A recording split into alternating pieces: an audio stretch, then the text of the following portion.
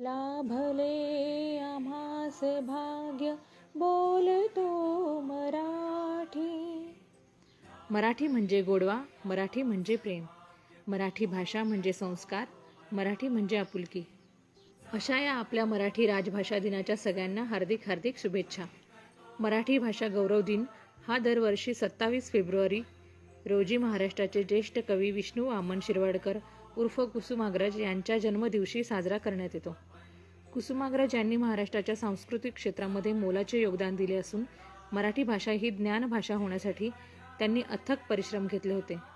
आपल्या मातृभाषेला गौरव म्हणून व कुसुमाग्रज यांच्या स्मृतीला अभिवादन म्हणून त्यांचा जन्मदिवस मराठी भाषा गौरव दिन म्हणून साजरा करण्याचा शासन निर्णय दिनांक 21 जानेवारी 2013 रोजी घेण्यात आला. कुसुमाग्रज यांची मराठी साहित्य क्षेत्रात नाटककार, कथाकार, कादंबरीकार, कवी आणि समीक्षक म्हणून ख्याती आहे.